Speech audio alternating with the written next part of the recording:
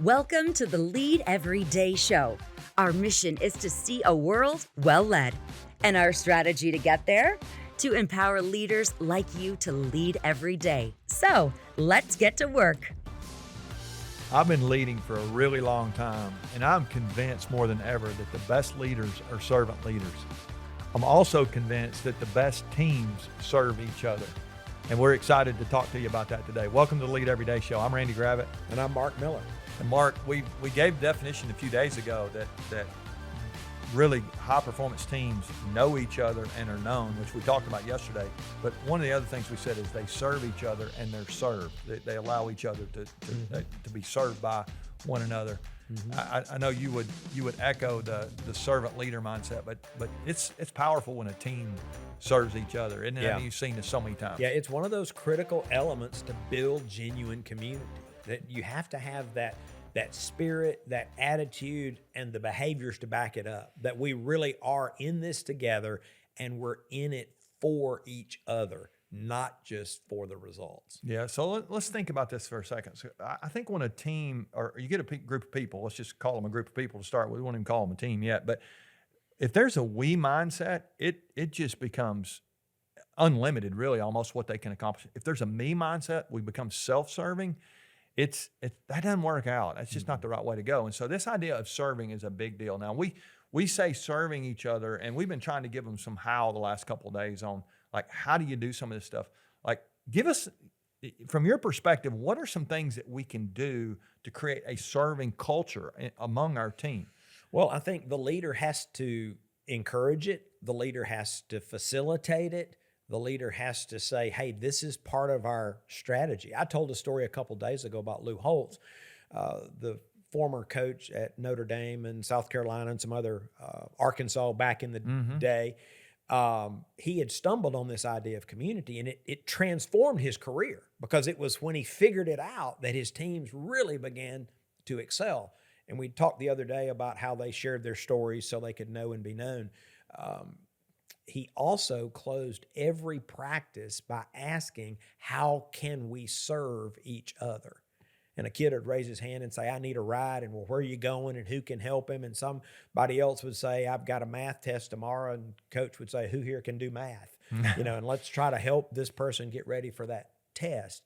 And he said it was part of his discipline to close every practice. So how can a leader enable this? You've got to facilitate it. You've got to say, no, this is who we are. This is what we do. Yeah, that's so great. And Coach Holtz, I've heard him talk before about how much he loved his players and loved being around them. And one of my favorite stories of his is when I heard him tell the story where he had recruited Rocket Ismail, who was, I think, won the Heisman when he was at Notre Dame, really fast guy. And he said, I knew he was really fast when I visited him in his home and I found him playing ping pong with himself. He was like, I thought that was pretty great. Fast. He's pretty fast, exactly. And so it's a great story there. But yeah, I think he got it. He understood that if you can get people to really know each other and to serve each other, I love the idea of just as simple as who needs a ride, who can do math. I mean, that. Yeah, And so same can apply. I was going to say, when you think about your team, like who on your team needs something, and who on the team can help meet that need, and the next thing you know, you've got some synergy there and camaraderie there, and again, that togetherness that we've been talking about. And it may or may not be in the meeting.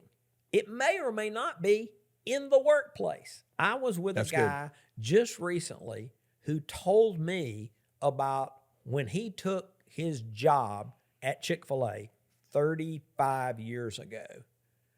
On his moving day, his new supervisor showed up to help unpack and move boxes. Yeah. He didn't even know that his new supervisor knew which day he was moving and where he was moving. But the guy had done his homework. He had made a commitment he to wanted serve to show up to serve this guy before he was even on the team. Yeah. What kind of role modeling do you think that is? Yeah, that's so good. And this guy's telling me this story recently, and it was from 35 years ago. Yeah, that's so good. So I want to give a little bit of a warning here to some people. There's some people who are listening that are really good at serving. They love to serve people. But the back half of the definition is we allow people to serve us as well. Mm-hmm. And I think it can almost be self-serving, like I'll meet all the needs and I'll help everybody and I'll make all the meals and I'll clean up all the mess and I'll do all this. But I don't want anybody to dare try to do something for me. I had a pastor one time.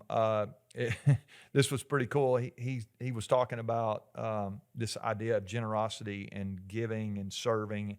And here's what he said. He said, if you won't receive, then I can't give, and God commands me to give.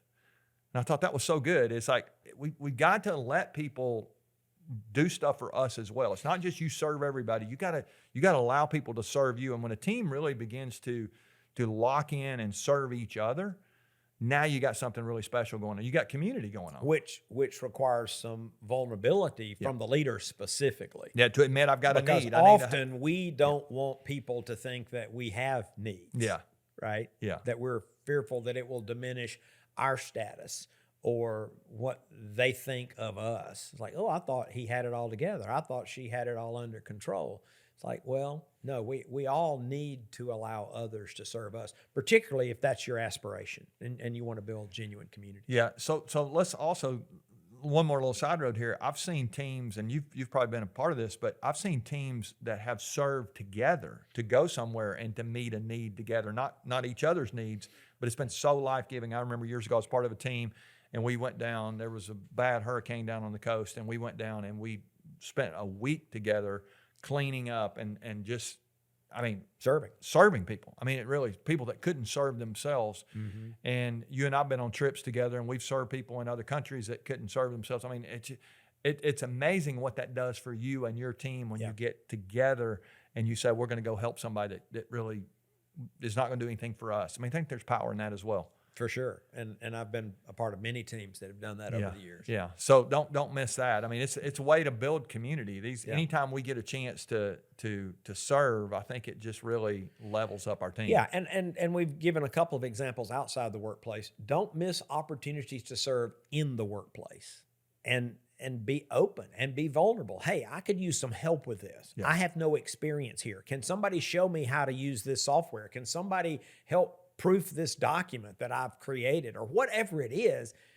Give your team opportunities to serve you and ask them how you can serve them. Yeah, and let's make that our takeaway for today. Let's land it there. If you every person on your team this way, or anybody's listening, what if you went to one of your teammates? Just pick one. You don't have to go to your whole team this week, but what if you went to one teammate this week and said, how can I serve you? How can I help you this week? What's one thing that I could do that would add value to you, that could make your load a little lighter? You're willing to help carry that. I think that just, again, begins to build that community, which takes you to that place of exponential performance, but it's exponential. We'll call it love, which is what we're going to talk about tomorrow. I hope you're going to join us for that, because we said in our definition, it's a place where you love people and you allow them to love you. That's going to take this to the next level. Again, join us for that as we continue to level up our definition here of pursuing genuine community. The best teams in the world, they understand that there's this gap between what is and what could be, and community is the thing that'll fill that gap. So we're gonna continue that conversation. Remember, the best leaders lead every day.